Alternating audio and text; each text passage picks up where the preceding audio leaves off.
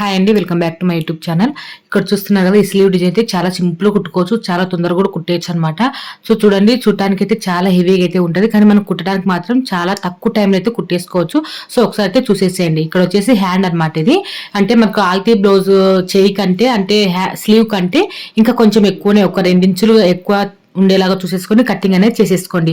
ఈ విధంగా 2 ఇంచులు ఎక్కువనే కటింగ్ అనేది చేసిన తర్వాత ఇక్కడ ఒక క్లాత్ అనేది తీసుకోండి. ఒక 3 ఇంచులు ఎడల్పు ఉండేలాగా క్లాత్ అనేది తీసుకోవాలి. ఈ విధంగా క్లాత్ అనేది తీసుకోండి. దీన్ని ఇట్లా ఫోల్డింగ్ చేసుకొని మనం నార్మల్ గా బొంది ఏ విధంగా తిరిగి చేస్తామో ఆ విధంగా తిరిగి చేస్తే వేసేసుకోవాలన్నమాట. చూడండి, ఇక్కడ వీడియోలో చూపించిన విధంగా ఇట్లా మడతనే పెట్టేసి కుట్టు అయితే వేసేసేయండి. ఇలా కుట్టు అనేది వేసేసుకొని మనం తిరిగి చేసుకోవడమే. చాలా సింపుల్ గా కుట్టేసుకోవచ్చు అండి, ఎక్కువ టైం అయితే అస్సలు పట్టదు.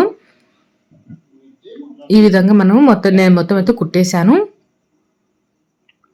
ఇప్పుడు ఒక నీడిల్కి దారం అనేది ఎక్కించుకొని ఇప్పుడు నేను బొంది అనేది తిరిగి చేస్తున్నాను.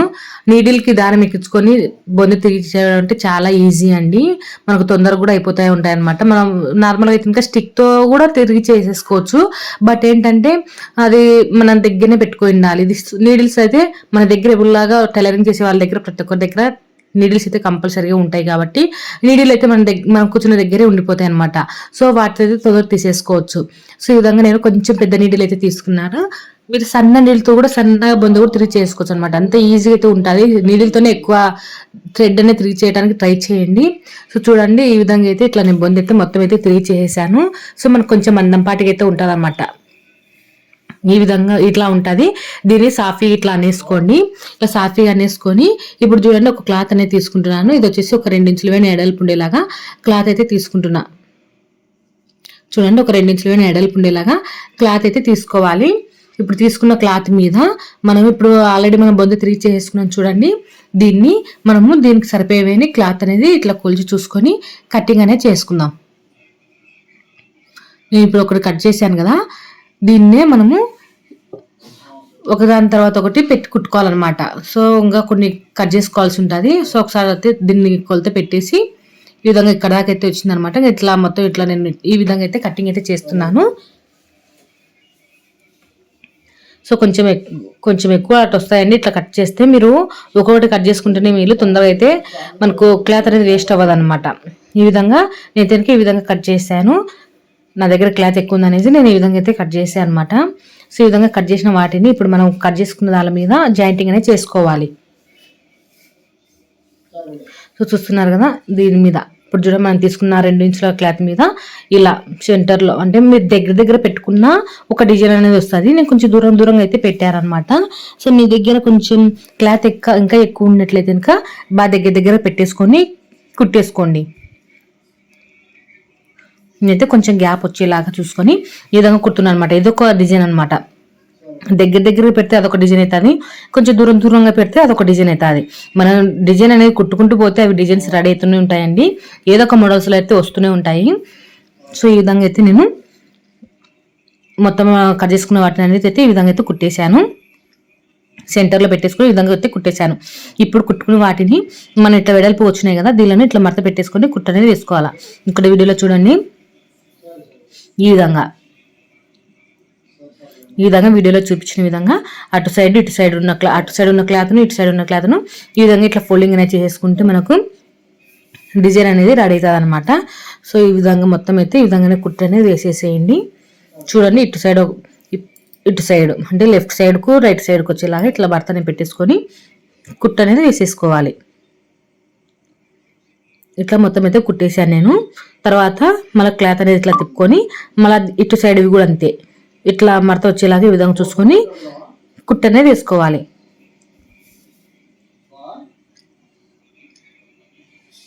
చూస్తున్నారు కదా, ఈ విధంగా చాలా సింపుల్గా అయితే కనుక రెడీ అవుతుందండి డిజైన్. చూస్తున్నారు కదా డిజైన్ అనేది ఎంత బాగా వస్తుందో. ఈ విధంగా అనేది కుట్టు అనేది మొత్తం అయితే ఇదే విధంగానే కుట్టు అనేది వేసుకుంటూ రండి. ఇలా కుట్టుకున్న తర్వాత ఇప్పుడు మనము హ్యాండ్ కట్ చేసి పెట్టుకున్నాం కదా, ఈ హ్యాండ్ మీద అయితే పెట్టేసుకుందాము. చూడండి, ఇంత వేరైతే వచ్చేసింది అనమాట. ఇక్కడ వచ్చేసి దారం అనేది కనిపిస్తుంది కదా, ఈ దారం అనేది మనము లాస్ట్కి అయితే కట్ చేసుకున్నాము. దారం కట్ చేస్తే ఫినిషింగ్ అనేది నీట్గా ఉంటుందండి. మనం అదే కనుక దగ్గర పెట్టి కుట్టామనుకోండి, మన దారం అనేది కుట్టిప్పాల్సిన అవసరం లేదు. నేను కొంచెం దూరంగా పెట్టినందుకు మధ్యలో దారం కనిపిస్తుంది. సో నేనైతే దీన్ని మొత్తం లాస్ట్కి అయితే ఇప్పేస్తాను. సో ఇప్పుడు వచ్చేసి హ్యాండ్ మీద మనం ఇప్పుడు డిజైన్ కుట్టుకున్నాం కదా, దీని మీద ఇట్లా పెట్టేసుకొని ఒక 1 ఇంచెస్ మీని కింద వదిలేయండి. క్లాత్ అంటే హ్యాండ్ పీస్ ఉంది కదా, దాన్ని 1 ఇంచెస్ మీని కింద వదిలేసి దానిపైన ఇట్లా కుట్టు అనేది వేసుకుంటూ రండి.